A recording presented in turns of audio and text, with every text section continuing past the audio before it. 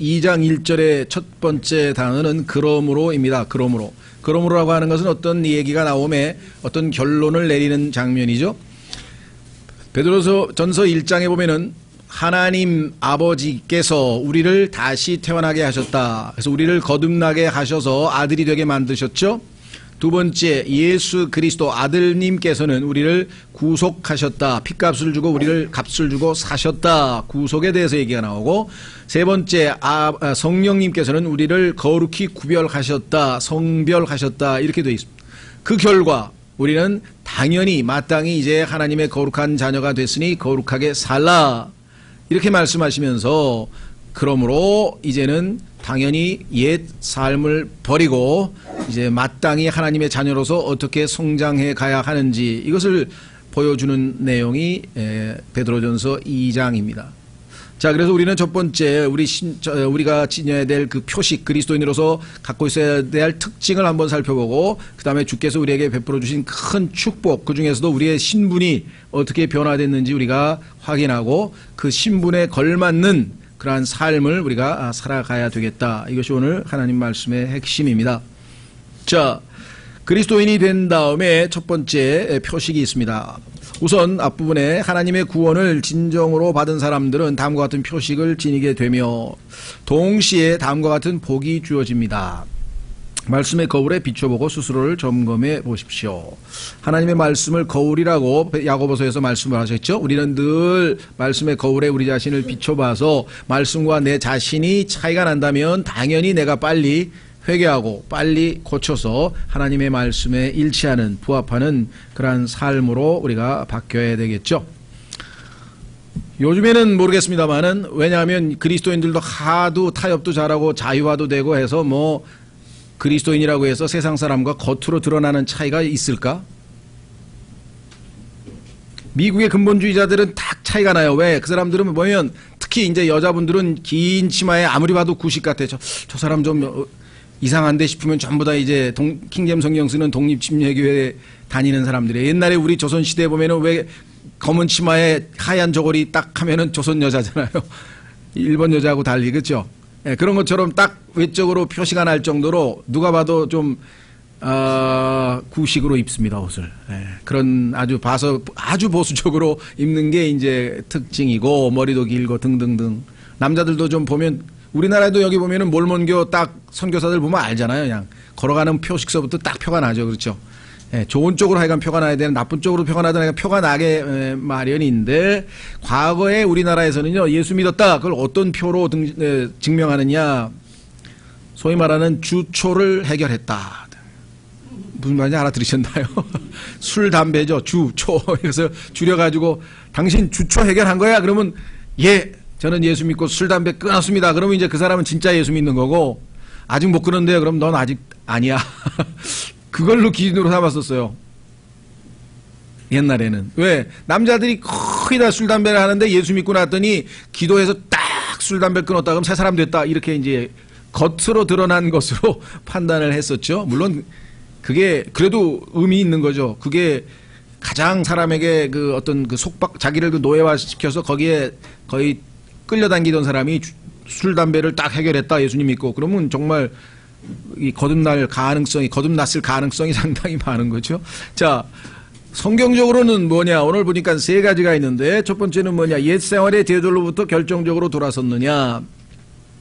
여기에는 이제 두 가지가 있습니다. 첫째는 예수님을 믿은 적이 한 번도 없다. 그냥 속된 말로 세상적으로 그냥 엉망으로 살다가 어느 날 예수님을 탁 믿고 뭐 술, 담배는 말할 것도 없고 그냥 사람이 달라져도 어떻게 저렇게 달라졌을까 싶을 정도로 싹 달라졌다라는 경우가 있어요.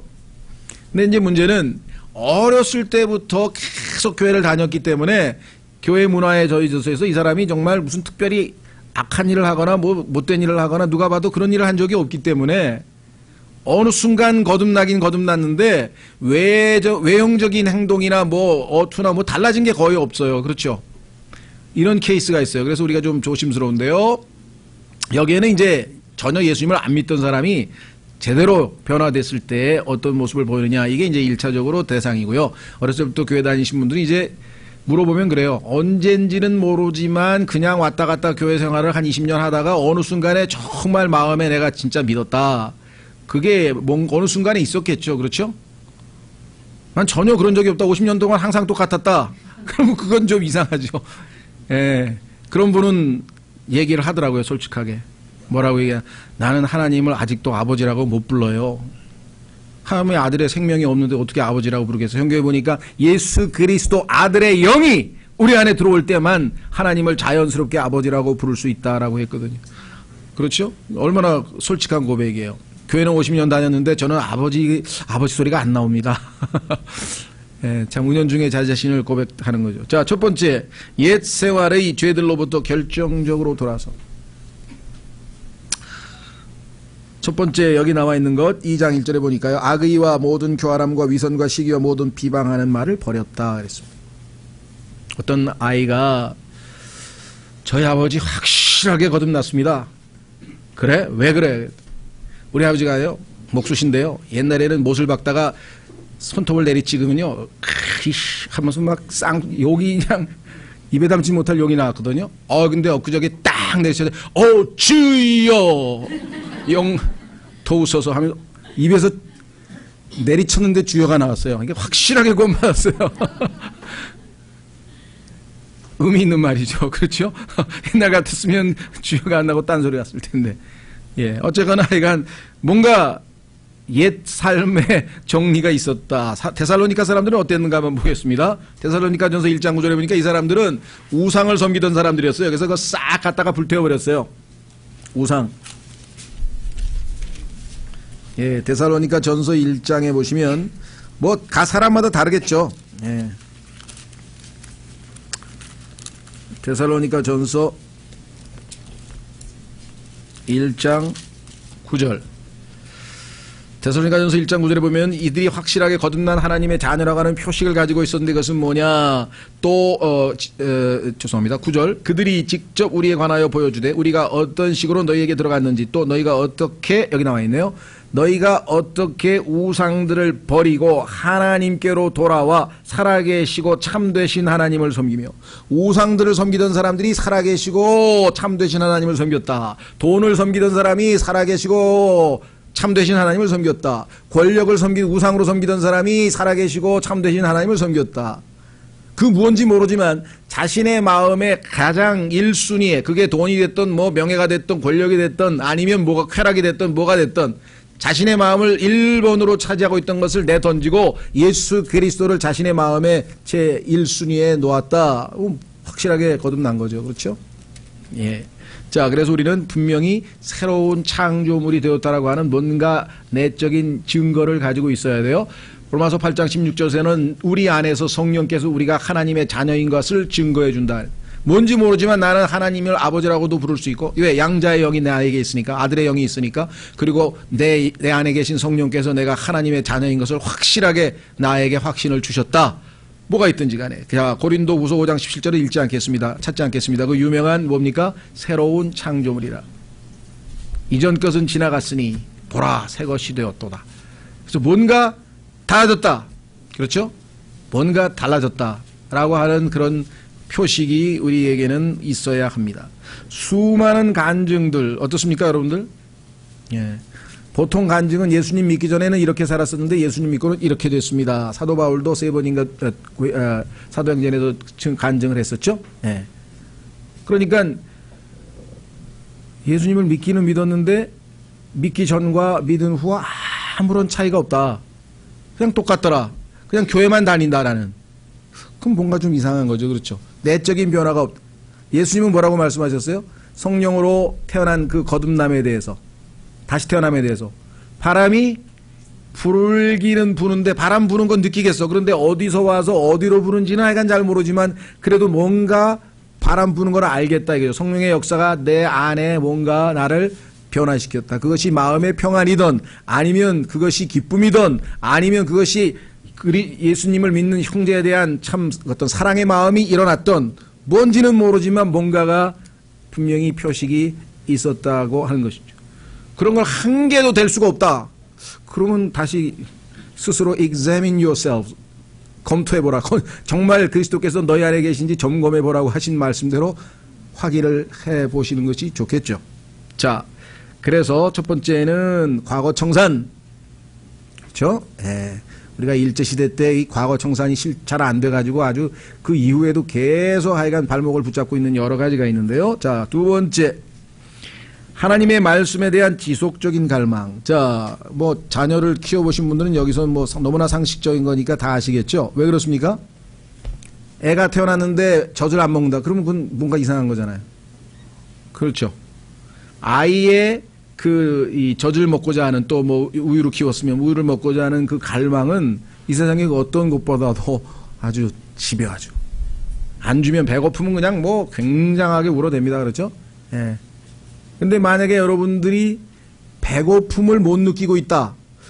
나는 한 번도 거듭난 이후에 정말 성경을 그냥 미친 듯이 한번 읽고 싶으면 공부하고 싶고 알고 싶고 그런 적이 한 번도 없었다. 나는 성경에 대한 식욕이 단 한 번도 없었다.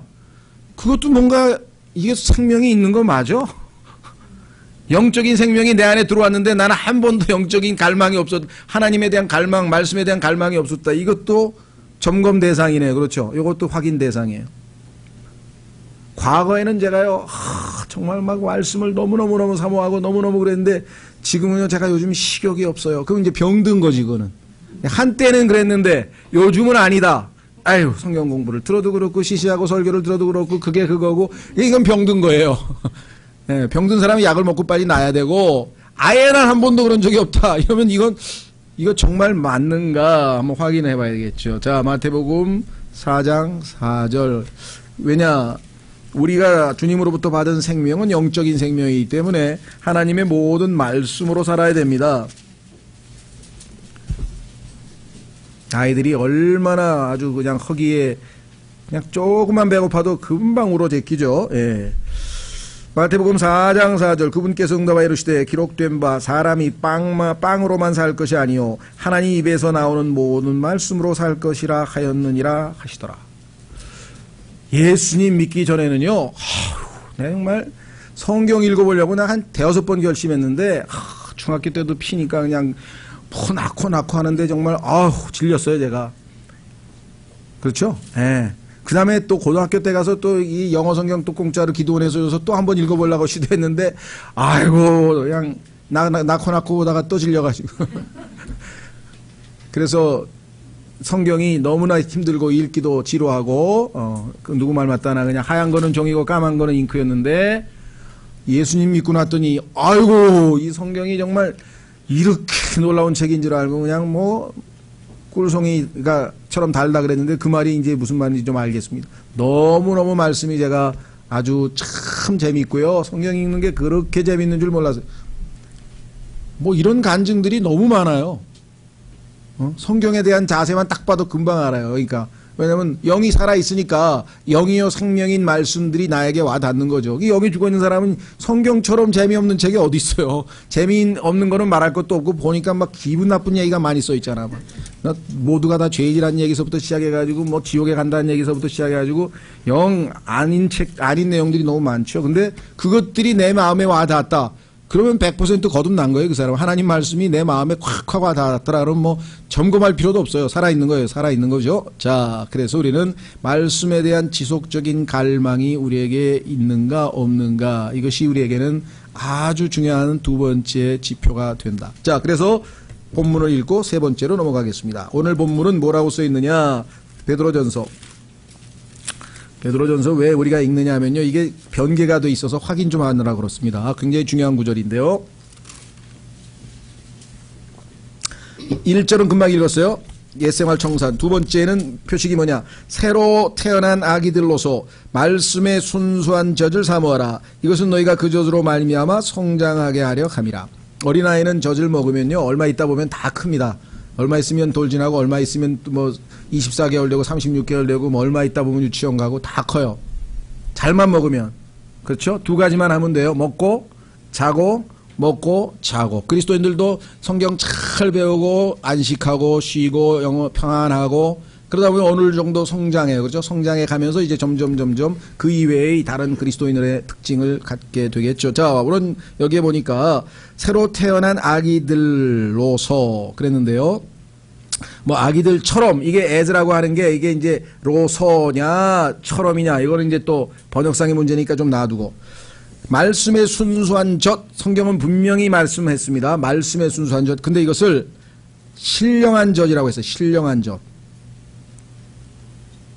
신령한 젖이면 영어로 굳이 번역하자면 이게 영적인 젖이란 뜻인데 신령이란 말은 이제 조금 표현이 그렇고요. 그럼 spiritual milk인데 자, 우리가 먹는 그 피지컬 이것은 머티리얼 그건 일반 우유가 아니고 영적인 우유이니까 스피리추얼 밀크 하는 게 왜 잘못됐습니까? 맞기는 맞는데 스피리추얼 밀크라고 해서 다 순수한 하나님의 말씀의 젖이냐? 그렇진 않습니다. 왜냐하면 God is a spirit. 하나님도 한 영이시지만 devil, the 마귀도 is a spirit. 영이죠. 그렇죠? 예, 그러니까 하나님의 순수한 성령도 있지만 마귀의 악하고 더러운 영도 있거든요. 예. 그러니까 영적인 젖이라고 해서 다 아니죠. 여기는 순수한 하나님의 말씀의 젖에 대한 얘기죠.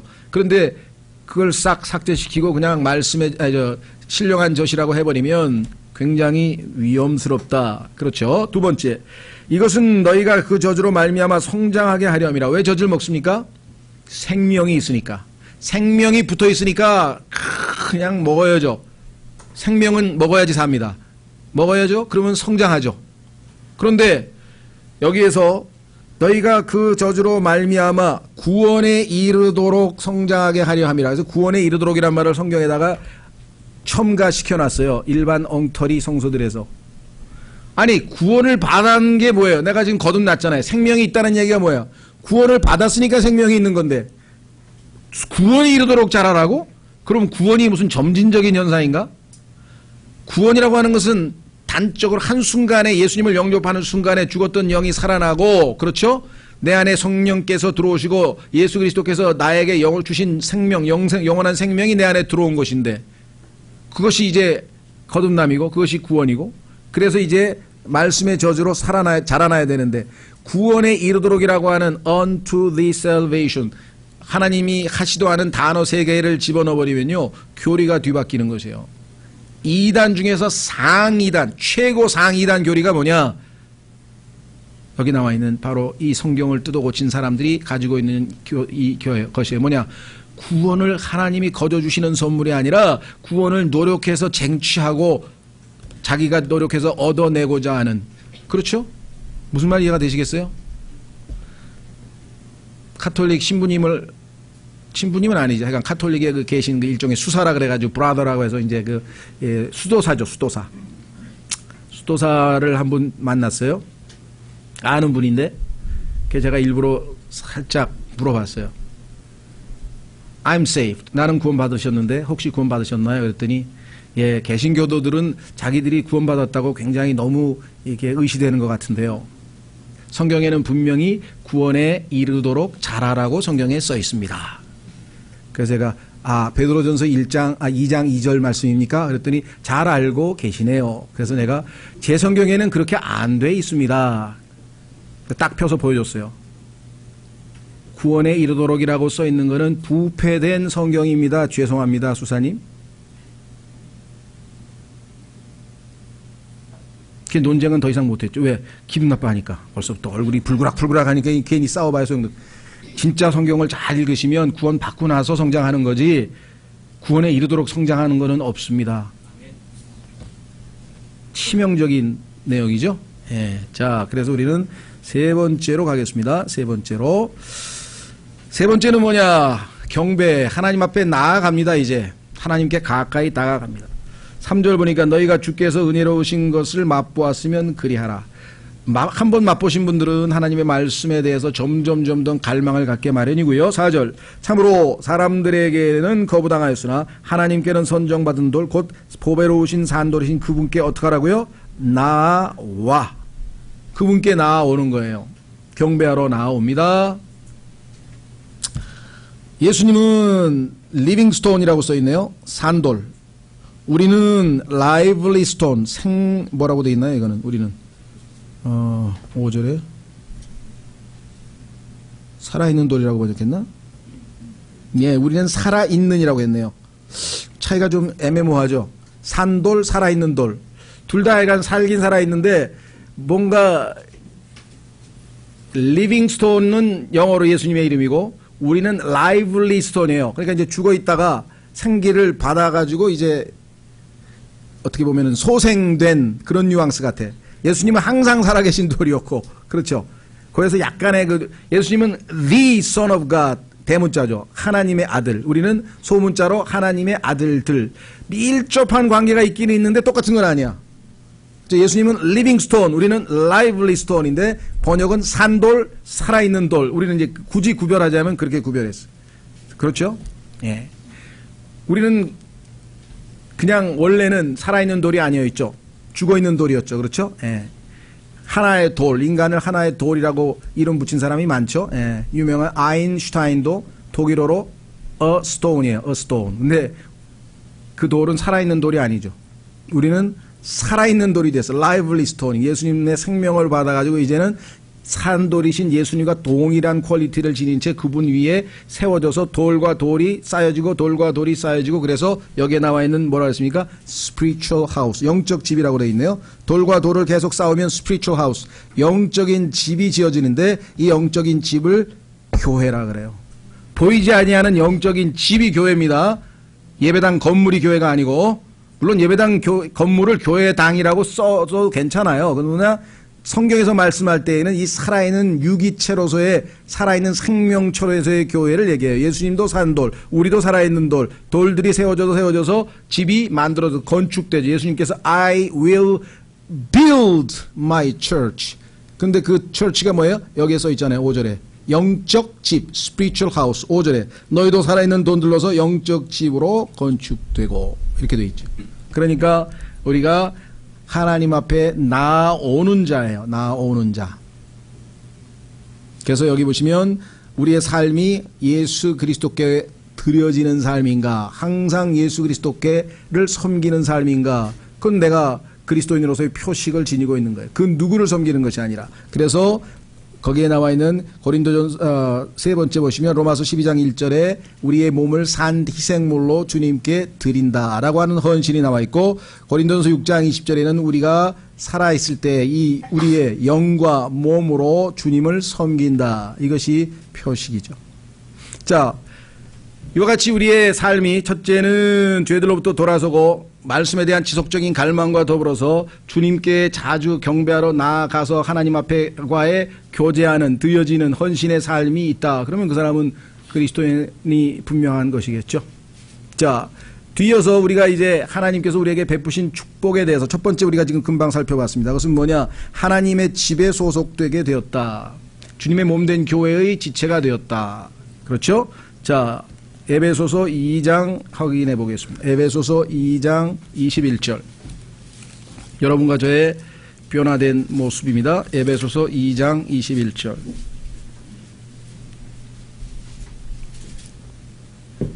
에베소서 2장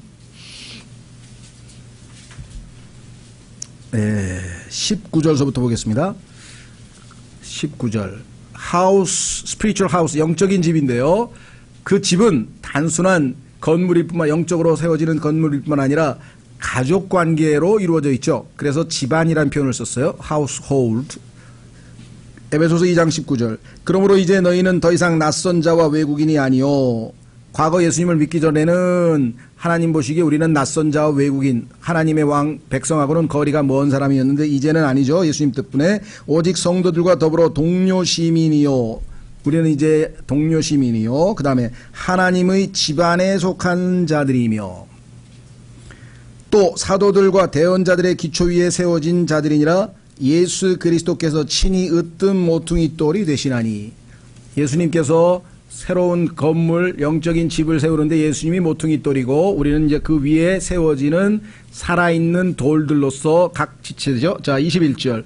그분 안에서 모든 건물이, 아까는 영적 집이라 그랬는데 이번엔 건물이란 말을 썼네요. 이 건물이란 단어 빌딩인데요. 빌딩. 예수님께서 첫 번째 하신 말씀이 뭐예요? 베드로에게 자기가 십자가에서 죽으실 것을 말씀하시면서 그 후에 어떻게 하시겠다고요? I will build my church. build. 왜? 빌딩이니까. 영적인 빌딩이니까 build. 세우시겠다. 여기서 모든 건물이란 말을 썼죠? 꼭 맞게 함께 뼈대를 이루어. 자, 여기 이제 문제가 생겼네요. 꼭 맞게 함께 뼈대를 이루어 주 안에서 한 거룩한 전으로 자라가고. 자, 여러분들 건물을 짓는데 그 채석장 아시죠? 예루살렘 그 성을 지을 때는요, 그 돌들을 이 성전을 지을 때 시끄러우기 때문에 예루살렘 안에서 안 하고 저 바깥에서 했어요. 바깥에서 이제 채석장에서 돌을 다 다듬어야 돼. 그러면 딱 해서 돌을 처음에 고르면 어떻게 되겠습니까? 뭐 삐죽삐죽 튀어나온 돌도 있고 뭐 다양한 종류의 돌이잖아요.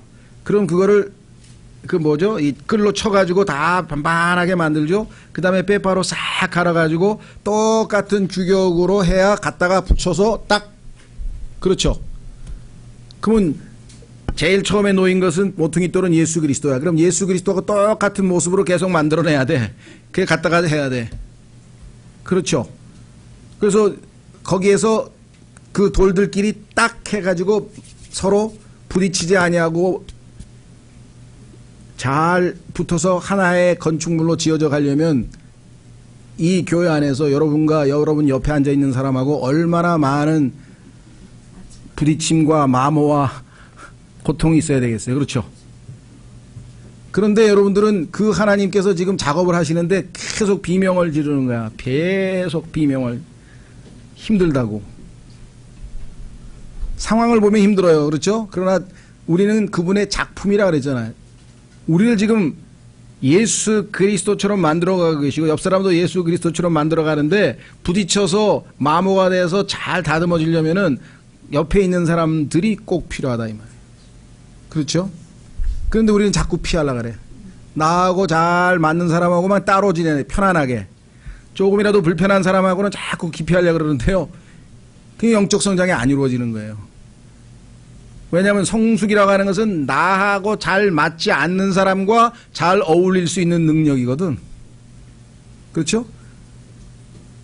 궁극적으로 가면 뭐예요? 마지막으로 가면 원수도 사랑하는 거야. 원수 같은 사람인데 예수님의 사랑으로 사랑이 돼.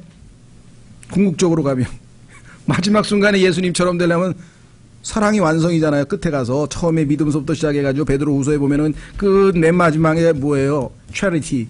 내 자신을 완전히 희생하고 그 작업이 여기 나와 있죠. 꼭 맞게 함께 뼈대를 이루어 주 안에서 한 거룩한 전으로 자라가고 그분 안에서 너희도 성령을 통해 하나님의 처소로 여러분과 옆에 있는 지체들과 잘 어울려서 잘 가다듬어져서 아름답게 영적인 집으로 이루어지면 예수 그리스도께서 편안하게 거할 수 있는 여기 나와 있죠. 영적인 거처 spiritual habitation. 그런데 이 안에서 계속 그러면 주님이 우리 안에서 뭐예요? 얼마나 불편하시겠죠. 그렇죠? 오래간만에 부모님이 자식 집에 방문했더니 갔더니 손주들끼리 싸우고 며느리하고 아들하고 싸우고 그 거기 있겠어요? 없겠어요? 아이고 난 불편해서 집으로 간다.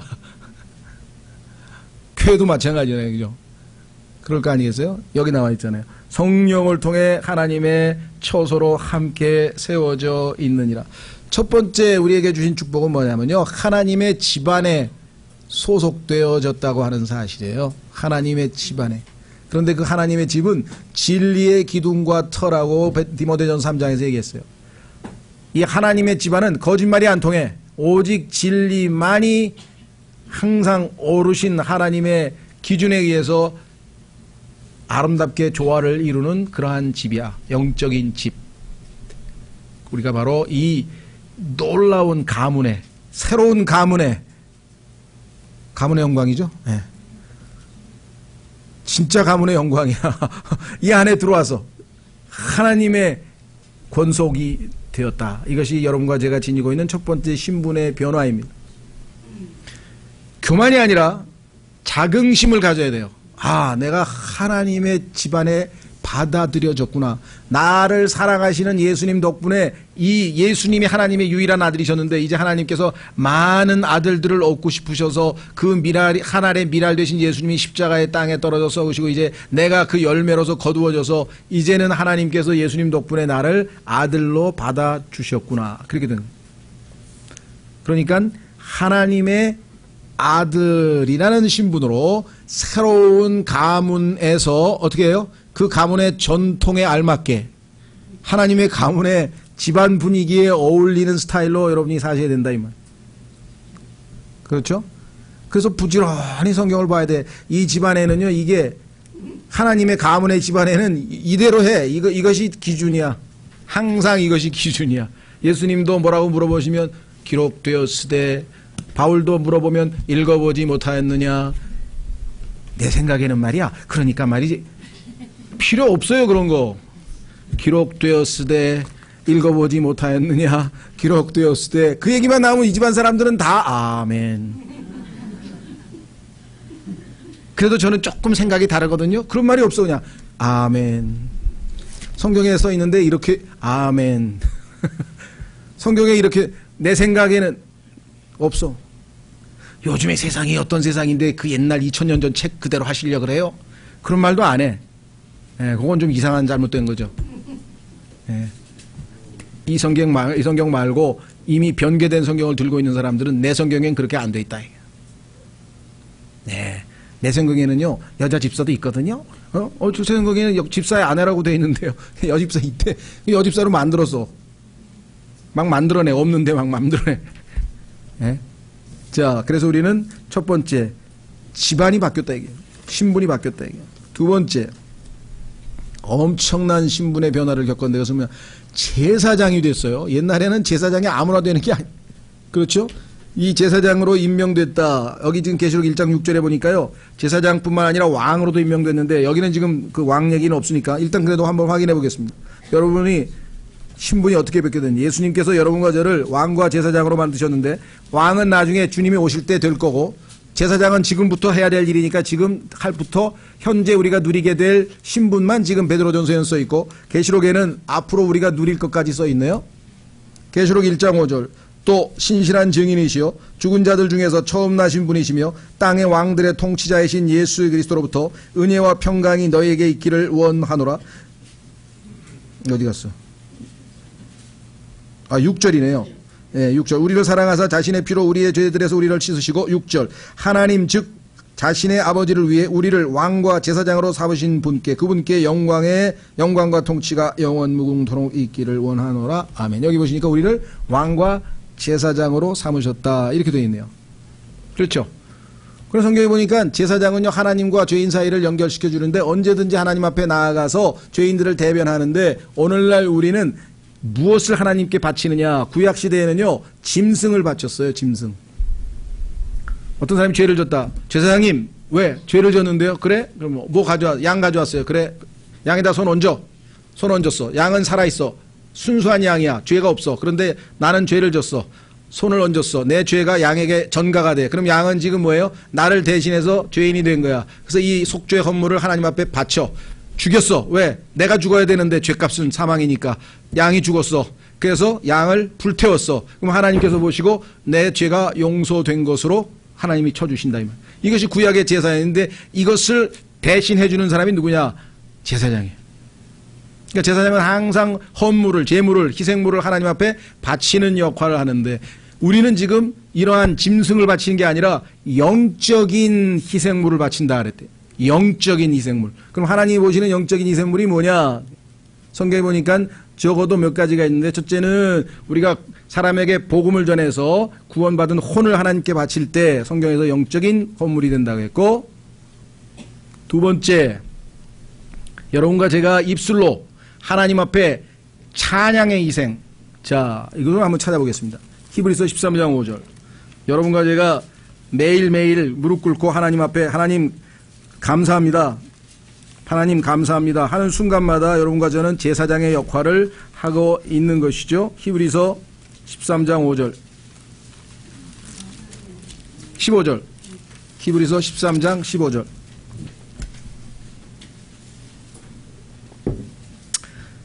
히브리서 13장 15절. 그러므로 우리가 그분으로 말미암아 계속해서 찬양의 희생을 하나님께 드리자. 그것은 곧 그분의 이름에 감사를 드리는 우리 입술의 열매니라.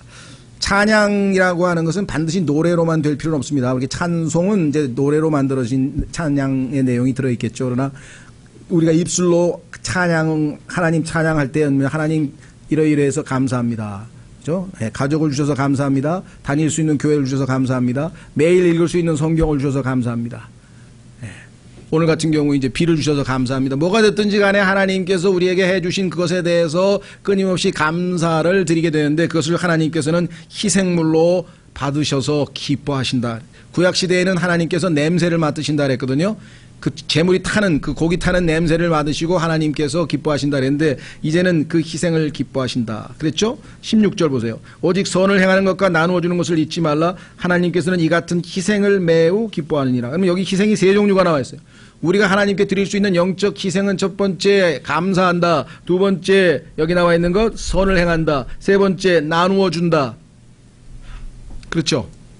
아까 네 번째 복음을 전해서 혼을 하나님께 바친다. 다섯 번째, 그게 성경에 보니까 여러분과 제가 하나님께 드리는 물질이, 아까 우리 중간에 하나님께 물질을 드렸죠?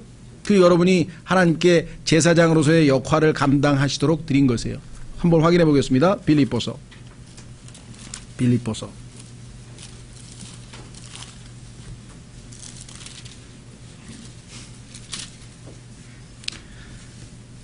빌립보서 4장.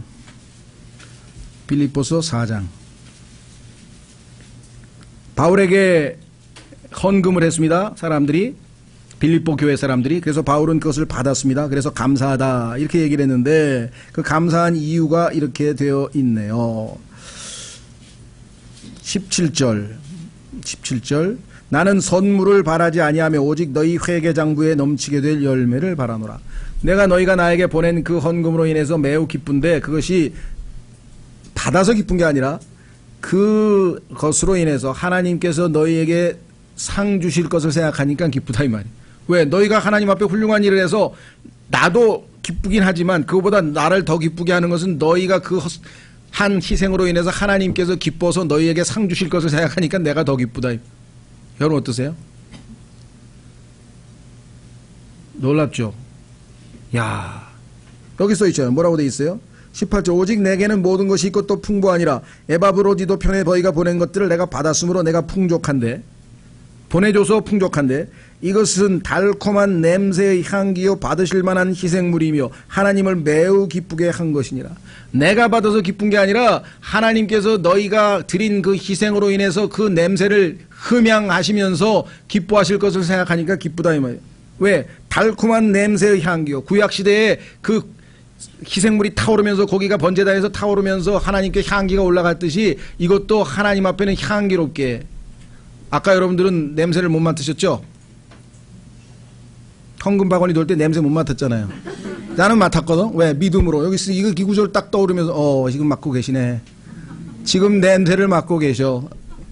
달콤한 냄새의 향기요 받으실 만한 희생물이며 하나님을 매우 기쁘게 하신 것이라.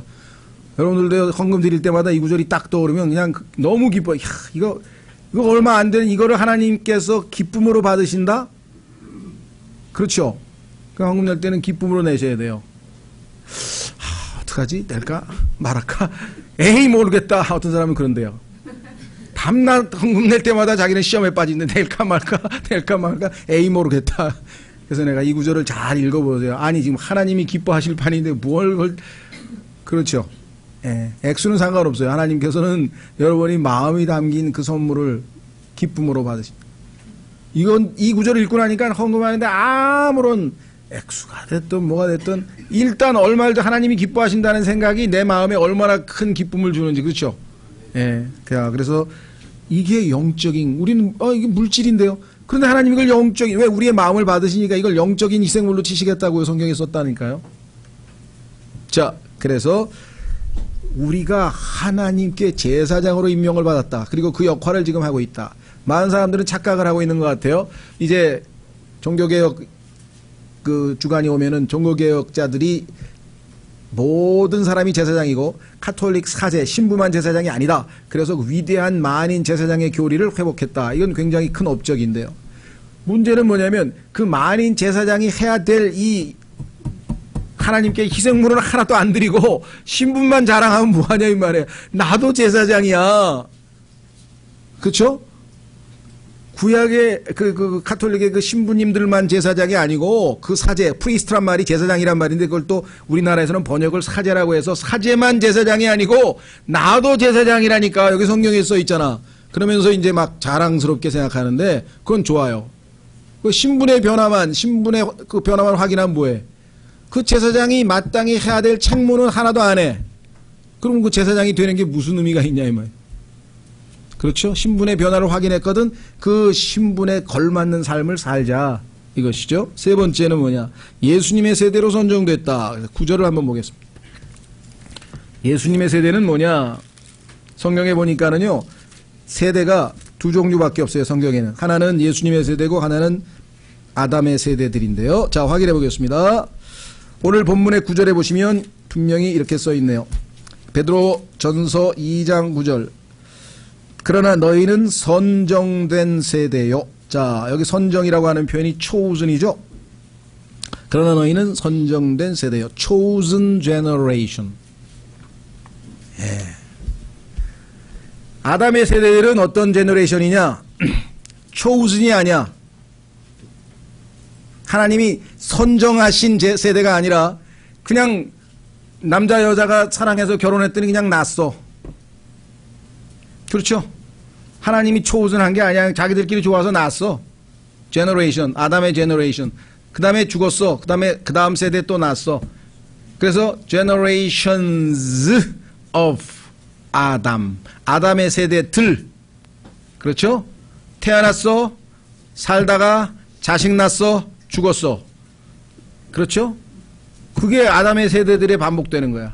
그래서 창세기 5장 3절에 보니까 아담의 세대들은 딱 태어나고 자식 낳고 살다가 죽었어. 여러분들 인생이 굉장히 복잡한 것 같죠? 하나님 보시기에는 딱 네 가지에 태어나서 살다가 자식 낳고 죽었어. 그 다음에 2세대 자식 낳고 살다가 죽었어. 3세대 third generation 자식 낳고 살다가 죽었어. 그거를 반복하더니 김수로 왕의 72대 김영균 태어났어. 이제 조금 있으면 죽을 거야. 이제 자식 낳고 살고 있어 지금. 조금 있으면 저 죽어. 이게 아담의 세대들이에요. 근데 이 운명에서 벗어나려면 어떻게 되냐? chosen generation. 하나님이 택하네. 그 택함 받은 세대가 뭐냐? 예수 그리스도의 세대라 이거죠. 확인해 보겠습니다. 마태복음 1장 1절. 여러분과 제가 예수 그리스도의 세대에 속해 있다. 새로운 세대 이게. 오, 놀라운 사실이죠. 마태복음 1장 1절. 아브라함의 자손이시오 다윗의 자손이신 예수 그리스도의 세대에 대한 책이라. 아담은요 세대들이야. 왜? 죽으니까 두 번째 세대가 있어야 돼. 또 죽으니까 세 번째, third, fourth. 그래서 나는 72대 손이야. 계속 죽었어. 72대 이르기까지. 앞으로 73대, 74대 막 나올 거 아니에요, 그죠? 73대는 있구나. 근데 74대는 아직 없네. 그렇죠. 근데 예수 그리스도의 세대는 단수야. 왜? 안 죽어. 영원한 생명을 받아서 안 죽어. 낳고 죽었다는 얘기가 마태복음 1장에는 없어요. 예수 그리스도의 세대는 안 죽습니다. 이게 계속 갑니다. 영원한 생명을. 그렇죠? 그래서 여러분과 제가 예수 그리스도의 세대, 아담의 세대들이 더 이상 아니에요. 여러분과 저는 예수 그리스도의 초우선, 하나님이 선택한 세대가 됐어요. 예수님으로부터 다시 태어났어요. 아담에게서 저절로 태어난, 그게 아니라 하나님께서 택함 받은 세대가 됐다 이 말이죠. 자, 엄청난 신분을 우리가 누리고 살아가고 있어요. 이 세상에요. 그 수없이 많은 70억 사람 중에 하나님께서 선택한 세대가 얼마나 될 것 같아요? 뭐 잘 모르겠어요. 저는 70억 중에 뭐 7억이나 되려나? 난 잘 모르지만 7억만 돼도 얼마예요? 10% 안에. 사실은 근데 그거 안 될 것 같아. 난 잘 모르지만 많이 봐도 한 5%, 0.5, 아니 5%? 3억 5천? 뭐 그건 내가 계산할 건 아니지만 어쨌거나 하여간 우리는 놀라운 세대에 속해 있다. 마지막 우리 자신을 잘 신분을 확인하시고요. 네 번째 축복은 뭐냐? 새로운 국적을 얻게 됐어요. 자, 9절 10절 보세요. 국적이 바뀌어버렸어. 물론 여전히 나는 육체적으로는 대한민국 국민입니다. 물론 그걸 부인하지는 않습니다. 예, 대한민국 국적도 있어요. 여러분들 비행기에서 나중에 뭐 세관에 뭐 신고할 때 보면 나오죠. 내셔널리티 국적 쓰라 그러면 당연히 저는 뭐 해분 이렇게 안 써요. 그건 내리면서 바로 잡혀가니까 그렇게는 안 써. 그건 ROK라고 써. 나도 이제 아니면 코리아로 쓰든지 아니면 리퍼블릭 오브 코리아라고 ROK라고 쓰는데 속으로는 이게 아닌데 바뀌었잖아요. 자, 9절 10절 보겠습니다.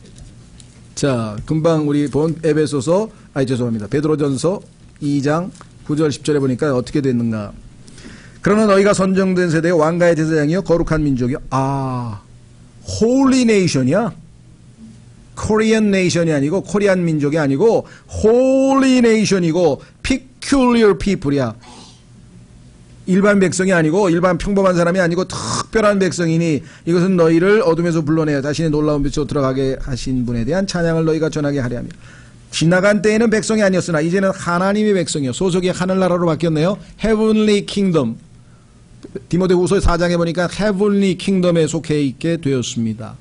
하나님의 집안에 속했죠. 하나님의 국적에 속했죠. 그래서 결국은 우리는 어떻게 되는가. 한 구절만 찾고 마치겠습니다. 단순히 시티즌십, 우리가 얘기하는 시민권만 얻은 게 아니라 하나님께서 여러분과 저를 이 지상에 소속은 하늘나라인데 국적은 바뀌었는데 파견을 받았어요. 그는 뭐로 파견을 받았는가? 여러분과 저의 신분은 ambassador, 대사야, 대사. 확인해 보겠습니다. 고린도후서. 여기 외교관 꿈꾸고 있는 사람.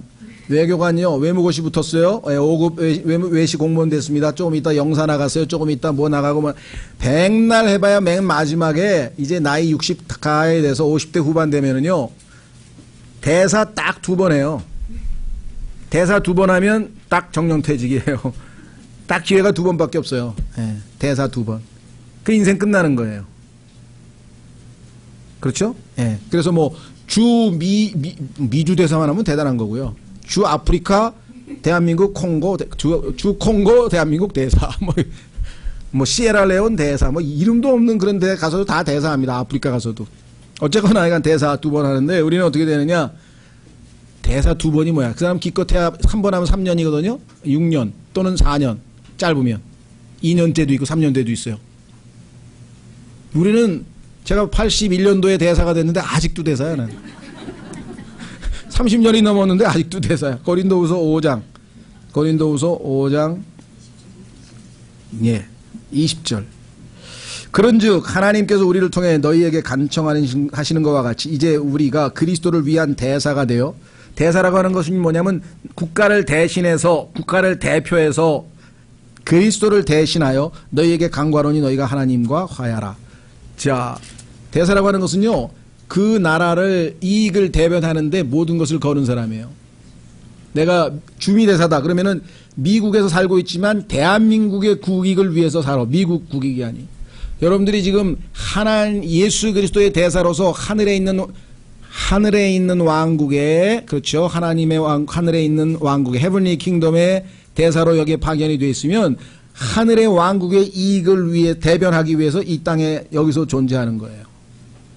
그렇죠. 그래서 내가 아는 무슨 대사가 보니까 스위스에 가가지고 스위스의 아름다운 경치에 빠져가지고 대한민국의 이익은 대변하지 않고 그냥 놀러 다니고 경치만 사진 찍고 막 신났어. 여러분과 저는 어떠세요? 소속은 셋째 하늘에 속해 있는 사람인데 이 땅에 와가지고 세상에 흠뻑 취해가지고 그냥 신났어. 이건 곤란하잖아요. 하늘에 있는 이익을 자기의 본국의 이익을 대변하는 게 그래서 어떻게 해요?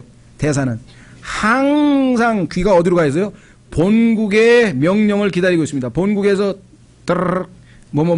아침마다 팩스를 뒤져야 돼요. 무슨 지시가 내려오나 아침마다 지시를 읽어보면 여기 다 있어. 하늘나라 지시는 여기 다 있어. 그렇죠. 이거 맨날 지금 점검하나요? 네. 항상 신분이 우리가 그리스도의 대사라고 하나님의 백성이 됐다고 국적이 바뀌었다고 말씀하고 있네요. 그러니까 이 신분을 우리가 자각하고 잊지 말고 신분에 걸맞는 삶을 살아서 야, 나를 이렇게 높여주신 하나님께, 그렇죠? 우리도 품격 있는 삶으로 하나님께 영광을 돌려야 되겠죠? 예, 참 우리를 이렇게까지 만드신 주님께 감사하는 기도를 잠깐 드리겠습니다.